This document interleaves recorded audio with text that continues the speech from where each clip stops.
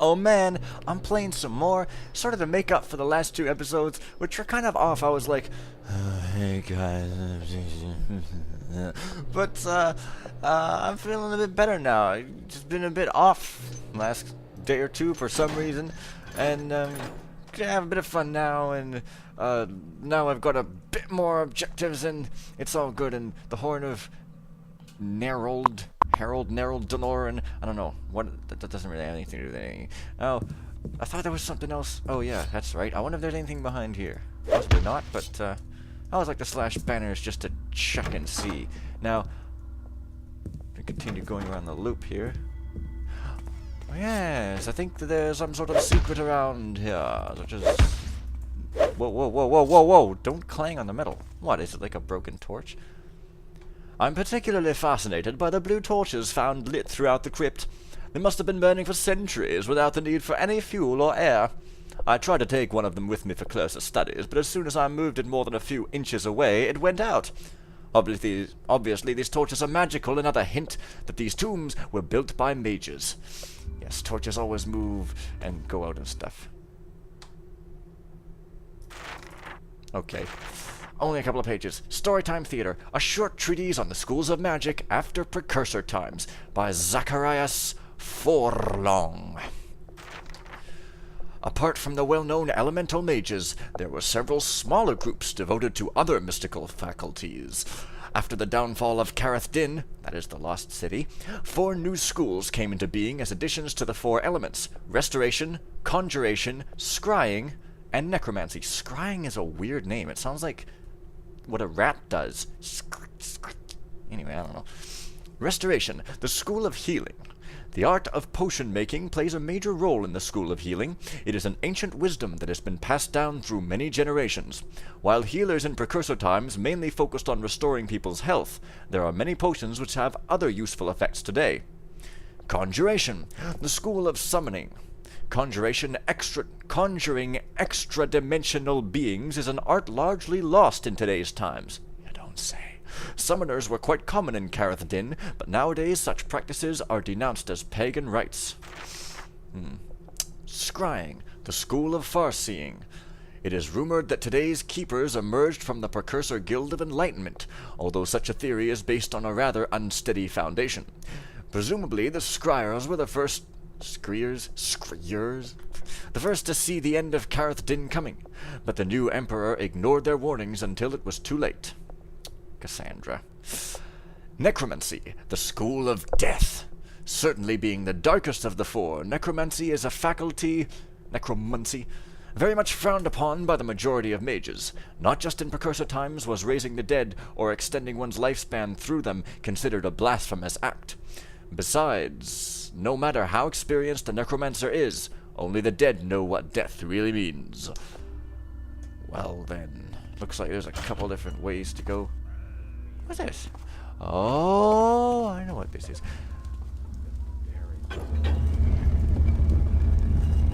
But, if I... well...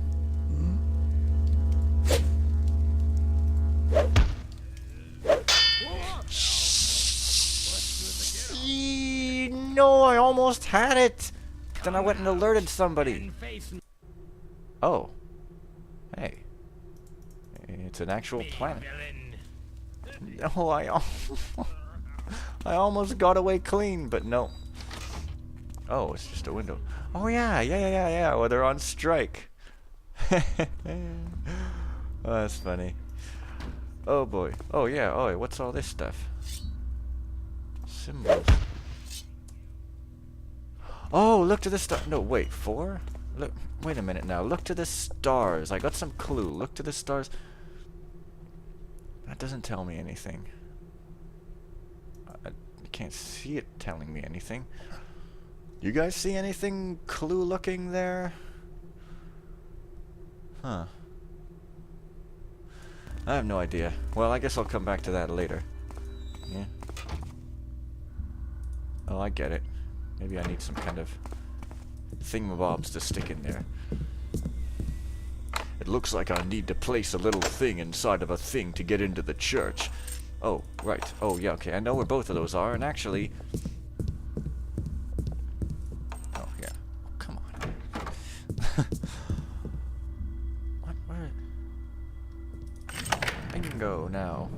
Is this the switch? Oh! Oh, yes! Now I recall. Ah, yes.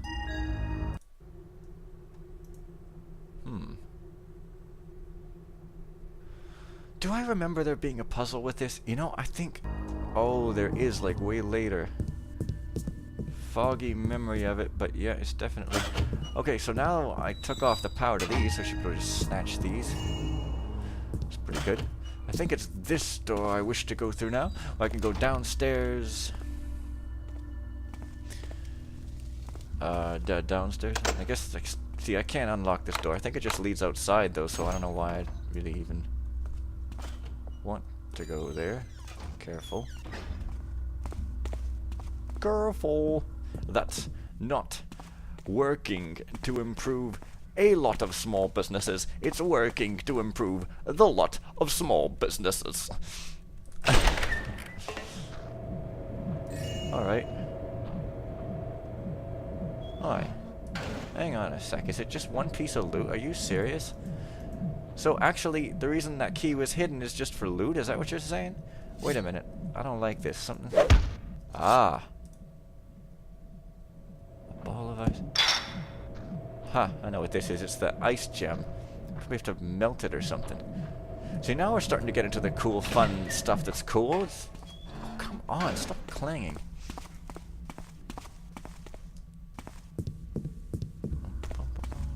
Quickly now. Alright, so if I want to get out there, I probably have to snatch a key from a guard somewhere. So do that in due time. Oh, due time, even better. Oh god. But first, okay, let's see. I went there. I can't get there for some reason. Now, normally in missions, if there's a bunch of bookshelves, there will probably be a secret switch book, because what else you gonna do? Oh, there's all kinds of stuff here. What have we here? Legendary Artifacts Part 1. Yeah. Sorry, I just see how many pages. Some of these books are like 50 pages long, and it's just like, Legendary Artifacts Part 1, a compilation in progress by Nadim, 5th Mage of the Dawn. Are you ready for the reading? Let's read. Ezechiel's Sister Gemstones? Ezechiel, a mage attributed to precursor times, devoted his life to the study of stones and their magical abilities. He is most remembered for his expeditions, which ultimately led him to the discovery of 3 identically cut gemstones. There was no doubt about the magical origin of these stones because they were identically cut. No, because no precursor gem cutter would have been able to work with such perfect precision. Oh. Which is basically what I said. Later, isosituation, found that they radiated waves of energy when pressurized, but his studies were ended abruptly by the destruction of Karath Din. The sister gemstones were lost during the cataclysm. The Zedor Mikost? The original purpose of the Zedor Mikost, a magical sword forged in the Hall of Embers, is surrounded by several legends, not few of them contradicting each other. It is believed that the weapon was formed as a counterweight to another magical artifact created at the same time. The sword glows in the dark and has the ability to damage unholy creatures. When brought in contact with holy water, the Zedor Mikost reacts by radiating extreme heat for a brief moment. This way it can always be released should its sharp blade be stuck in stone or metal. Okay, I get it. The sword is currently in possession of Akrab, 7th Mage of the Dawn. Cool. So, is there anything at all I can open here? Oh, I guess that, perhaps.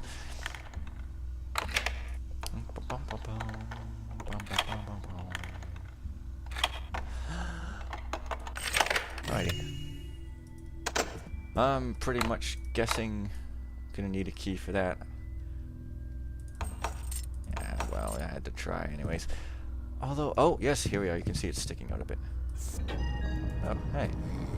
Oh, yeah, that's where this part is. Stand forth and speak thyself if thou be there. Probably just got out of bed. All seems peaceful now. Oh, this is like a whole other place full of nude women. Lexicon of Obscure Acronyms, Volume 12, SHAS to THC. Which is Sudden Heart Attack Syndrome to the Haunted Cathedral, I suppose. Am I the only one who has trouble interpreting Roman numerals? I have to say XII for like 5 seconds in my head before I remember. Anyways. I was a teenage wereburrick. Life in the Old Quarter. Madame Isolde, little bells in Delicate Inn. 1,000 ways to use thy hammer. Okay. Oh yes, it just leads there, so that's the library where I killed that guy. Oh yes, there's 2 of them. Oh, I think bring this. Oh, there's nothing there. Ah yes. Careful now. No. Okay, these are diary entries. So, I'm going to end this video in the best possible way by reading Super Storytime Theater. I remember these all being very wordy, but we'll see. And I don't even know if you have to read them in order, but like, I'll just read them as I get them. Entry 172. Jeweler Alarius has not been as cooperative as expected. During dinner, I casually asked him if he knew anything about a ruby called Blood Tear. He feigned ignorance. I offered him a generous price for the gemstone, but he denied any knowledge. When I broached the subject again, he became rather annoyed and stood up to go to his room, telling me he was tired. There must be something about this stone that makes its owner want to keep it at all cost. Alarius will have plenty of time now to consider if it is really worth it not to part with it. 175. Astounding what wonders a few days of imprisonment can do to a man's memory. Alarius was almost eager to tell me the exact location of the ruby, a hidden compartment in the storage room of his jewelry store. Blood Tear is indeed as marvelous as the book described it. Oh. Huh. I am sure Alarius doesn't mind me keeping the stone. He has no wife or children to hand it down to anyway. Thanks to DePerrin's manifold connections, I finally managed to acquire the legendary Ice Heart, a 260-carat blue topaz. Is there such a thing as 260 carat? Carat just for gold or something? I don't know. It is amazing how the stones cut is identical to those of Sunspark and Blood Tear. The book called them sister gems. Now I can see why. The implication that they might originate from precursor times makes their flawlessness even more amazing. It is almost as if they weren't cut, but always existed in this form. 190. Last night I dreamt of a thief entering the manor and stealing my stones. Stones. I must hide them. I must hide everything. Iceheart shall be buried in snow. Sunspark shall be greeted by the sun each morning in the northeast tower, and Blood Tear needs a shady place in the attic. Nobody must find them. Nobody! Now, hang on a second, because get the 3 gemstones, Blood Tear, Iceheart, and Sunspark. I am thinking of something in Broken Triad, but maybe I'm wrong. Anyways, that'll be it for this time. So, see you guys tomorrow, and see you guys tomorrow. Take care.